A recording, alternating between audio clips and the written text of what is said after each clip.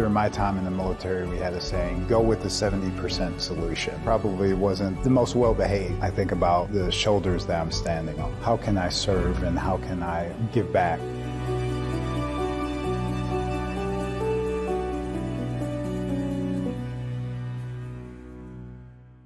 Hi, I'm Christy McDonald, and thanks for joining me for a conversation with Speaker of the House, Joe Tate. He's been in the state legislature since 2018, and he's making history as the first African-American leader of the Michigan legislature.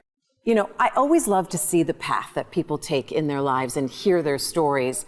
And he talks a lot about how he got into politics, also the legacy of service that he says his mom gave him. And he also talks about how the NFL and the Marines shaped how he does his job today. I met up with Representative Joe Tate just a few days after the shooting at Michigan State University. He was at a rally against gun violence before heading to the floor, promising that the legislature would move quickly on gun control. He'd only been Speaker since January, a Democrat representing the 10th House District. We talked a bit about the job, the new office, but started at the beginning. I want you to take me back just a little bit, because when we all think about what we want to be when we grow up, was this it? I mean, was a teenage Joe thinking, yeah, I'm going to be Speaker of the House someday in the Michigan legislature? Not at all. Not at all. I was involved in athletics as a kid. Yeah, you played football, right? I did. So played, went through high school, was lucky enough to receive a scholarship to play at Michigan State. And so, I mean, my life revolved quite a bit around athletics and also service, the service component, because my dad was a firefighter, mom was a teacher, so they always my mom always instilled, you got to make sure that you're working for others in anything that you do. So what was the dinner table like? Oh, I mean, it was... Seriously, because that's where I think sometimes we pick up the biggest gems from our parents, either if it's just mom or just dad or both. What were some of the catchphrases, or that you better remember this, Joe, or you better do this? Well, I don't know if I can share everything, but, my mom was, she was very focused on making sure that we had an education. Before my father passed away, that was a big part. That's a story that she always tells, is that, when he would leave or before he passed away, he told her, make sure my kids receive an education, make sure that they do the work to receive an education, because it's going to be important. Mm-hmm. And she did that. I mean, she against my will as a kid, and against probably some of my siblings as well too, she made sure that we had an education, and that was something that was incredibly important. Can you tell us when your dad passed away, Joe? So he passed away in February of 1981. So he was a firefighter on the east side of Detroit. He went off to work one day and didn't come back. And at the time, my parents had 3 kids. I was the youngest of 3. So I actually don't remember my father. I was 2 months old when he passed away. So my older siblings remember him. But the stories that were shared, through family, through church, that was instilled in me, that you have to make sure that you're taking care of your community, because frankly they took care of my mom and us when he passed away. And so your mom was the guide. She was our rock, and she did not mess around. She didn't have time. She said, look, this is what we've got to do. And I think probably her, in her own grief, and then saying, this is what I want to make sure that my kids know, that there is resilience and that we keep moving forward. And we're going to do that in the memory of your dad. Does that mean a lot to you? And is that how you saw your mom? Yes, absolutely. She actually recently passed away last year, mm-hmm. last Labor Day. And, the longer that she's gone, I think the more I appreciate her. I appreciated her, when she was here. But after my father passed away, she had only a high school education. So with us, she went to night school. She went to get her undergrad, received her teaching certificate, as a single mom. And I mean, it's just impressive. The more that I think about that and what she had to do.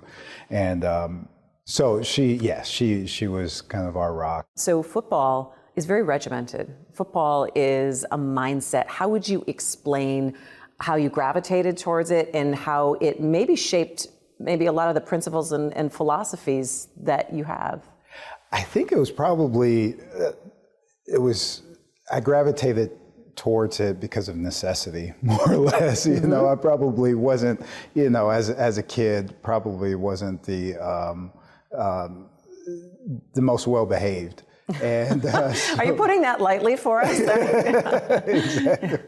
And I think that it just provided structure for me actually going into high school. So I was actually too big to play football, Detroit Pal football, because at the time they had a weight limit. So once I arrived in high school, our coaches just pulled me in, and so it was great because it did provide discipline. It provided that support that I needed, as a teenager, and it helped structure my life, and it helped, just put goals in front of me that I'm just grateful for.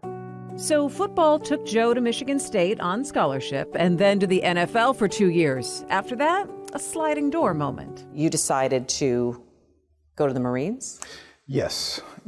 And tell me what was behind that decision? What were you thinking? So for me, it goes back to service. So it goes back to my father and my mother. And once I left the NFL, I thought I was going to be a coach initially. So I said, okay, I'll just go into coaching. That's what I know. But there's still this idea of service, like how are you giving back? And this is where I made that decision in terms of how can I serve and how can I give back. So instead of going into coaching, I was actually in East Lansing at the time because I was a graduate assistant.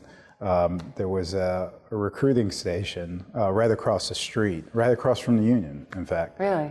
And then just went in and decided to join. Right then and there? Yes, so this was 2008.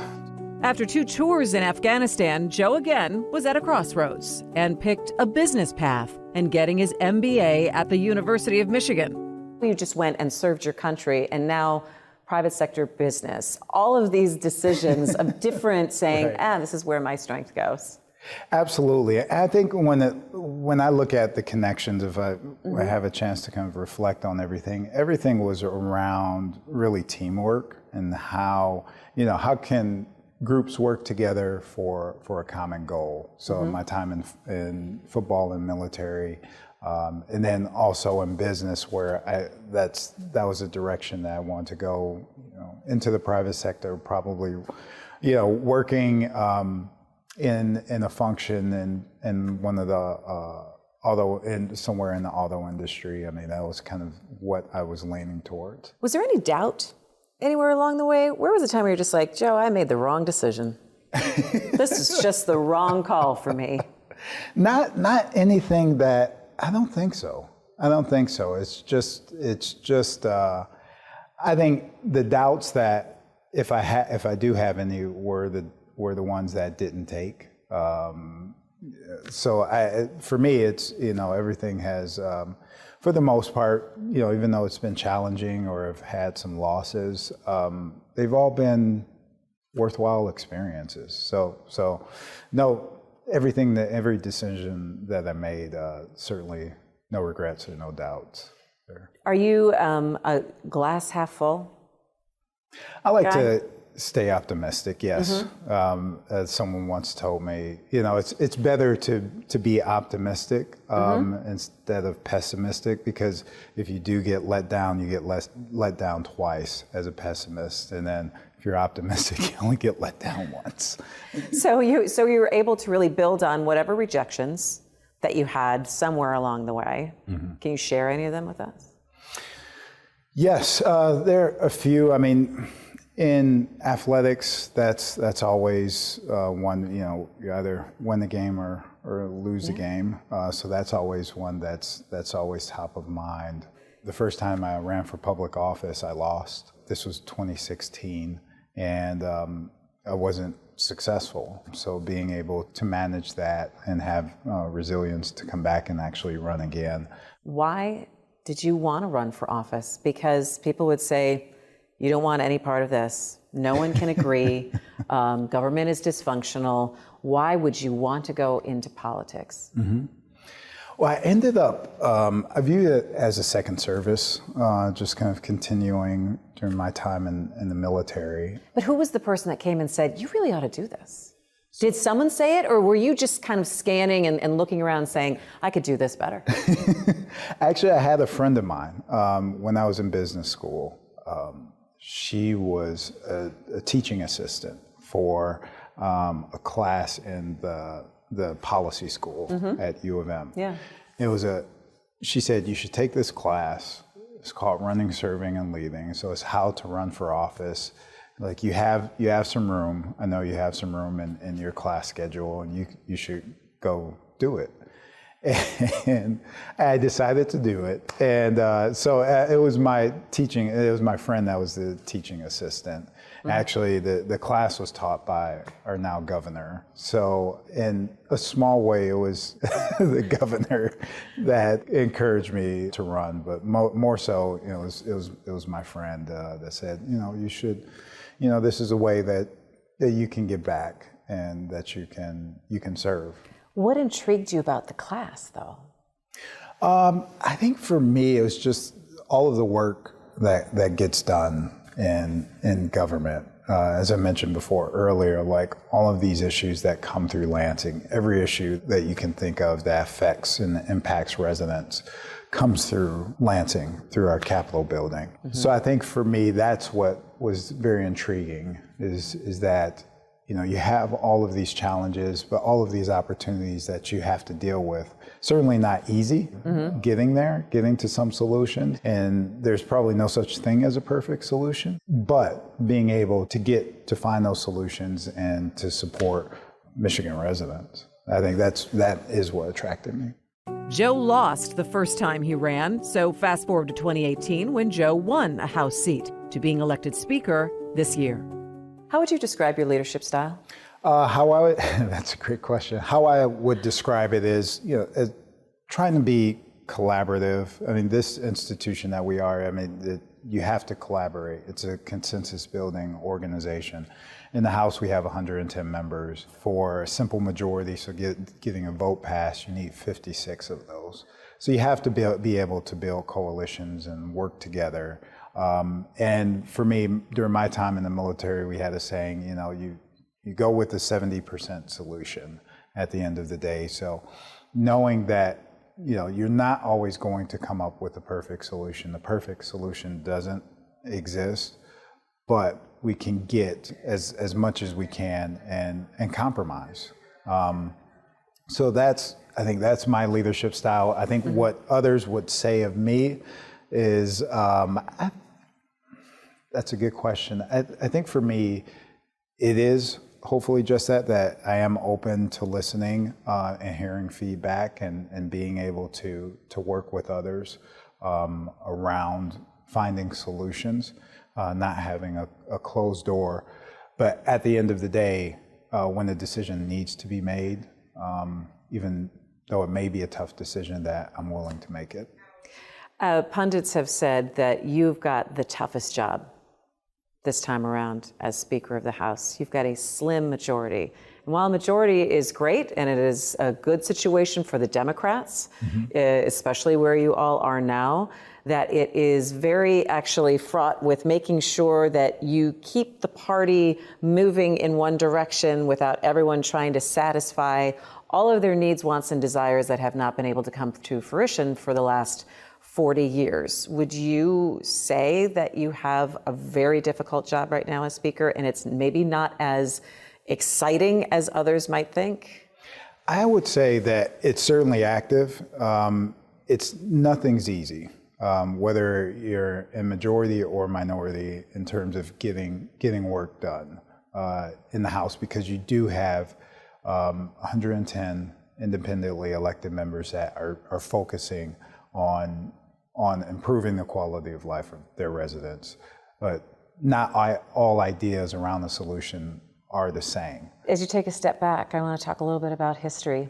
and the fact that you are the first African American Speaker of the House, or Speaker in either of the chambers. And when you stop for a minute, what do you think of in terms of making history? Does that weigh heavy on your shoulders?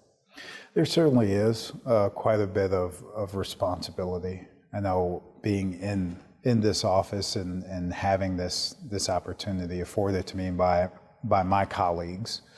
And I think about my grandmother when I do. She's 100 years old, so she's still with us. She's got great genes, huh? She does, she does. And just about her life and having chances to talk to her about her life. She grew up in, the segregated South, and she moved her family up here during the Great Migration to Detroit for a better life. So she's seen both the good and bad of government. She's seen Jim Crow, she's seen segregation, but she's also seen great things such as the Civil Rights Act and Medicare, Medicaid, Affordable Care Act. So I think about my grandmother in terms of, this responsibility. I need to show the good side of government and make sure that we're making the best decisions for the people of Michigan. So that is a responsibility, but that's what I think about when I think about my grandmother, is just her history and the life that she led. What kind of legacy are we going to have at this point, doing better for the people of Michigan? I mean, we have one of the most diverse legislatures now, too. This is a reflection of where we are in 2023. Is it finally like, Michigan, thanks for catching up? It is. It is a diverse state, and as you mentioned, not only me being the first African American speaker in the state of Michigan, we have the first woman Senate Majority Leader. We also have, when we look at the Supreme Court as well, with the first African American female justice.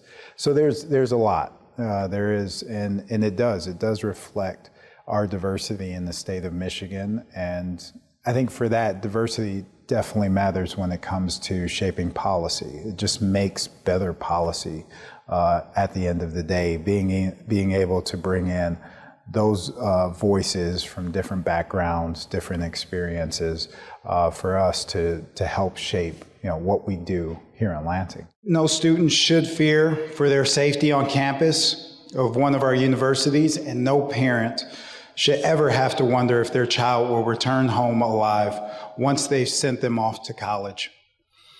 The lives of the Michigan State University community are forever changed because of the violence of Monday night. For 3 families, their children will never come home. So what would you say today to Joe in high school, who had a little bit of a behavior problem, and we just wanted to get him into some football? What would you say to that young man? I would say keep working hard, and try not to be such a knucklehead. I think that would be the best advice I would give him. Ready to go to work today? Yes, indeed. Yeah. All right, Joe Tate, thanks so much for the time. I appreciate it. Thank you, Christy. Glad to be here.